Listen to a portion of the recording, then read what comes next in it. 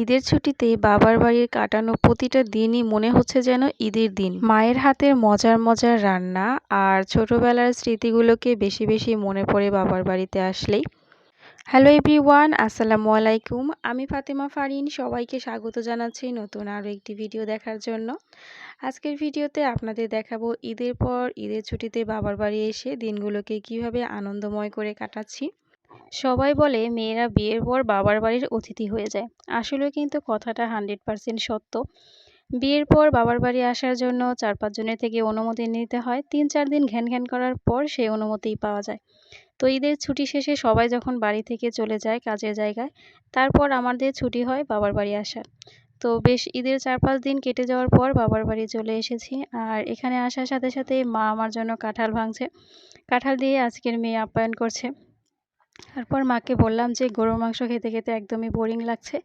তাই মা বলল যে ঠিক আছে, আজকে তাহলে মুরগির ছোট্ট একটা বাচ্চা রান্না করে দেই সবার জন্য। দেশি মুরগির এই ঝোল খেতে সবাই কিন্তু অনেক বেশি পছন্দ করে, আমিও অনেক পছন্দ করি। তাই মা আমাদের জন্য, আমাদের বলতে আমরা আর আমার ছোট বোন, আমরা একসাথে বাবার বাড়িতে এসেছি শ্বশুরবাড়ি থেকে, যার জন্য সবার জন্যই আজকে ছোট্ট একটি মুরগির বাচ্চা রান্না করা হচ্ছে। আর সাথে তো চিতই পিঠা থাকবেই, সেটা হয়তো ভিডিওর কোনো পর্যায়ে মিস করে গেছি। যাই হোক, রাতে সবাই মিলে আমরা কাঁঠাল বিচির ভর্তা আর দেশি মুরগির ঝোল এটা দিয়ে ভাত খেয়ে নিই। আমাদের ফ্যামিলিতে সদস্য সংখ্যা মাত্র 4 জন, মা, বাবা, আমি আর আমার ছোট বোন। বাট এখন আমাদের বেবি হওয়াতে হয়তো একটু সদস্য সংখ্যা বেড়ে গেছে। তো রাতে আব্বু আমাদের জন্য পাকা আম কিনে এনেছে, যদিও আমি বাড়ি থেকে আম খেয়ে এসেছি। তারপর আব্বু বলল এখানে আসলে সবাই মিলে আমরা একসাথে আম দিয়ে মুড়ি মেখে খাবো। তো যাই হোক, খাবার দাবার শেষ। রাতের পরের দিন সকালে মা যেহেতু বাজার করতে যাবে, আমি বললাম মার সাথে বাজারে যাব। ছোটবেলায় আব্বুর হাত ধরে এই বাজারে অনেকবার গিয়েছি, বাট বড় হবার পর আর কখনোই যাওয়া হয়নি। তাই ভাবলাম আজকে মার সাথে একটু বাজারে ঘুরতে যাব। তো এই ব্রিজটা দেখে অনেকেই হয়তো চিনতে পারছেন, আবার অনেকেই জানে না। এটা হচ্ছে বানিয়াজুরি ব্রিজ। আর এই ব্রিজটা হলো নিচ দিয়ে দেওয়া হয়েছে, একটা ব্রিজের নিচে আরও একটি ব্রিজ দেওয়া হয়েছে। শহরে যেরকম উপর দিয়ে ওভারব্রিজ দেওয়া হয়, এটা সেরকম নয়, এটা একটু নিচ দিয়ে দেওয়া হয়েছে, যার জন্য একটু অন্যরকম। আমার কাছে তো এই ব্রিজটা খুবই ভালো লাগে, একদম যানজটমুক্ত। যাই হোক, তারপরে আমি আর আমার মা বানিয়াজুরির বাজারে চলে যাই। সেখানে বড় বড় মাছ দেখে তো অনেক ভালো লাগছিল। অনেক দিন পর, বহু বছর পর আমি বাজারে আসলাম। ছোটবেলায় আব্বুর হাত ধরে এই বাজারে অনেকবার এসেছি, কিন্তু বড় হবার পর আর আসা হয়নি। তো এখানে অনেক রকমের মাছই দেখতে পাচ্ছিলাম, যদিও সেই সময়টা ছিল বাজারের একদমই শেষ মুহূর্তে।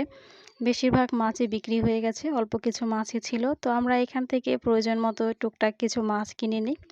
যেহেতু পরের দিন আমাদের বাসায় বেশ কয়েকজন লেবার থাকবে, তাই তাদের জন্য বড় বড় কিছু মাছ কিনে নিতে হয় এখান থেকে। আর সেদিনকে চিংড়ি মাছগুলো আমার কাছে অনেক ভালো লেগেছিল। আর কালো রঙের চিংড়ি আমার বেশি ভালো লাগে, কারণ এগুলো রান্নার পর লাল টকটকে হয়। তাই এখান থেকে আমি 1 কেজি পরিমাণ চিংড়ি নিয়ে এসেছিলাম। এই চিংড়িগুলোর কেজি ছিল 800 টাকা। শহরে হয়তো আরও কিছুটা বেশি হবে দাম। আর এখানে কিছু মাছ কেনাকাটা শেষ করে আমি আর মা চলে যাই সবজির বাজারে। আর এখানে কিন্তু পাইকারি সবজির সাথেও কিছু দেশি টাটকা সবজি, গেরস্তের সবজি যেটাকে বলা হয়, সেগুলোই পাওয়া যায়। এখানকার সবজিগুলো এত বেশি ফ্রেশ এবং টাটকা ছিল, দেখে মনে হচ্ছিল যে সবগুলো সবজি কিনে নিয়ে যাই।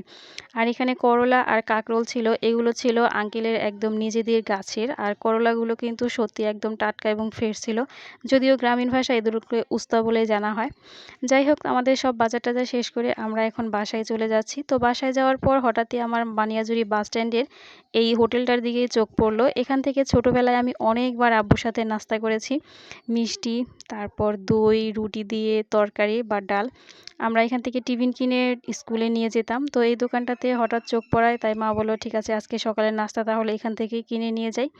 তো এখান থেকে আমি বাসায় সবার জন্য রুটি আর সবজি ভাজি, যেটা ডাল, সেটা কিনে নিয়ে যাই। তারপর বাসায় গিয়ে সবাই মিলে খাই।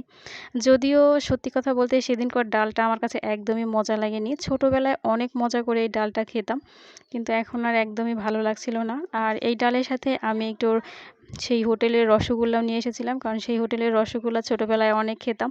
ছোটোবেলার সবগুলো স্মৃতি অনেক বেশি বারবার আজকে মনে পড়ছিল, যদিও এখনকার থেকে ছোটোবেলাটাই বেশি মজার ছিল। এখনকার জিনিস খেতেও আগের মতো সেই মজা নেই, আর স্মৃতিগুলোও সত্যি অনেক বেশি ভালো ছিল। যাই হোক, আজকের এই ভিডিওটি আপনাদের কেমন লেগেছে জানাতে কিন্তু ভুলবেন না। আর যারা বানিয়াজুরি থেকে দেখছেন তারা অবশ্যই কমেন্ট করে জানাবেন।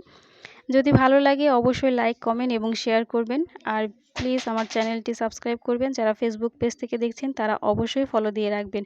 সবার সুস্থতা কামনা করে আজকের ভিডিওটি এখানেই শেষ করছি। সবাই ভালো থাকবেন, সুস্থ থাকবেন। আল্লাহ হাফিজ।